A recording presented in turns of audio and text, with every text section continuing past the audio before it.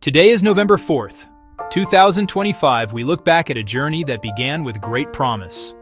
On March 19th, 2021, Samia Suluhu Hassan became the sixth president of Tanzania.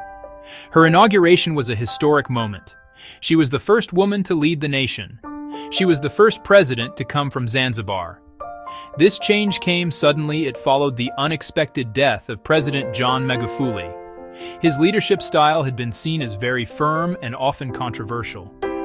Many Tanzanians felt a new chapter was coming. International observers echoed that hope. The early days of her presidency were marked by relief. People spoke of a thaw, a shift away from rigid policies of the past. Under Magufuli, political space had shrunk dramatically. Critics faced pressure. The country had gained attention for denying the COVID-19 pandemic. President Hassan signaled she would take a different path. Her initial speeches hinted at reconciliation and a more scientific approach to public health. The atmosphere began to feel lighter, as if a window had opened after a long time. An immediate change was her administration's approach to COVID-19. The previous government had stopped releasing infection data. It had promoted unproven remedies. President Hassan reversed that course completely. She established an expert committee to advise on the pandemic. Soon after, Tanzania began sharing COVID-19 statistics again. The country joined the global COVAX initiative to secure vaccines. Global health organizations praised the move. It showed a return to evidence-based policy and willingness to cooperate with the international community. This new direction went beyond public health. President Hassan worked to mend political divisions. She reached out to opposition leaders, signaling a desire for dialogue. That contrasted sharply with the previous era's restrictions on opposition activity. Her supporters called her Mama Samia, a nurturing, unifying name. The world watched with cautious optimism. Her initial actions suggested she was ready to heal the nation's wounds. From the beginning, President Hassan's government placed a strong emphasis on economic development. She inherited several large-scale infrastructure projects and made it a priority to see them through. The most prominent among these is the Standard Gauge Railway, the SGR. This ambitious project aims to connect the port of Dar es Salaam, the country's interior neighboring landlocked nations. Her administration pushed forward with construction securing funding and overseeing progress. The railway is seen as a game-changer for trade and logistics in East Africa. It promises to lower transportation costs and boost economic activity all along its corridor. Beyond continuing existing projects, her administration actively courted foreign investment. The government worked to streamline regulations and create a more attractive environment for international businesses.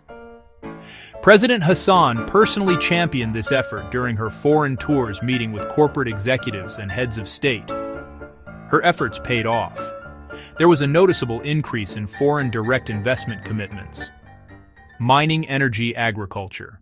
The atmosphere of hope and reform began to darken as the country approached the general election of 2025. The political climate grew tense. The goodwill from earlier reforms was put to a severe test. The election, held on October 29, 2025, ended with results many found hard to believe. The National Electoral Commission declared President Samia Suluhu Hassan the winner. The final tally, 97.66%. The landslide raised questions within Tanzania and across the international community. A key factor, exclusion of major opposition figures. Weeks before, critics said rivals were being sidelined. Tundu Lissu, Chadema leader, was arrested. He had survived an assassination attempt in 2017. On April 10, 2025, he was charged with treason, a non-bailable offense. The charges stemmed from social media posts calling for an election boycott. With Lissu and other challengers barred, many saw the election as not genuine. The process was marred by accusations of irregularities. Opposition parties reported their agents were blocked at polling stations. Civil society groups reported the same. They alleged ballot box stuffing and manipulation of vote counts. The government insisted the election was free and fair. The period surrounding the 2025 election was marked by a severe crackdown on dissent, resulting in a significant human cost. Opposition groups called for protests. Security forces responded with force. Reports of violence erupted in major cities. International news and human rights groups reported deaths, injuries. Casualty numbers remain disputed. The UN Human Rights Office reported credible accounts of at least 10 people killed. The United Kingdom, Canada, Norway issued a joint statement on credible reports of many fatalities. Opposition parties painted a grimmer picture. The Chatham Party told news agencies its network of monitors in hospitals and clinics compiled much higher figures. They estimated 700 to 800 killed during the week of protests. Difficult to verify independently, but the volume of reports suggests repression was severe and deadly. The international community, which had once praised President Hassan's reforms, responded to the 2025 election with sharp criticism. Election observer missions delivered damning assessments. The most significant came from SIOM. SADC's verdict carries considerable weight. SIOM leader Richard Misawoya said the election failed to meet SADC standards. The SADC report was unequivocal. It said the polls fell short of SADC principles and guidelines. The finding drew on a range of problems before and during the vote: lack of a level playing field, restrictions on opposition parties, an overall environment of intimidation.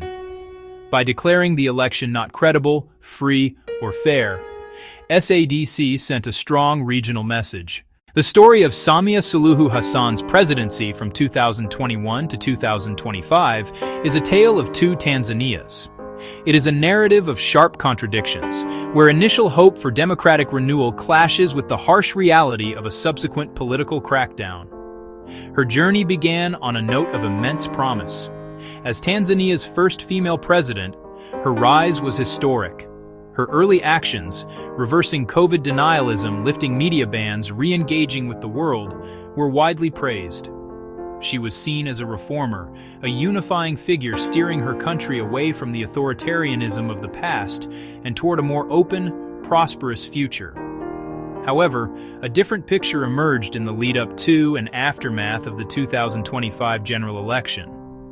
The very freedoms that seemed to be expanding were abruptly curtailed.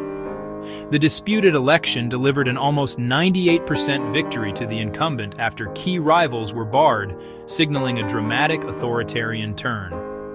Reports of violence, mass arrests, hundreds of alleged deaths during protests painted a grim picture. The balance between promise and power will ultimately define this crucial chapter in Tanzania's history.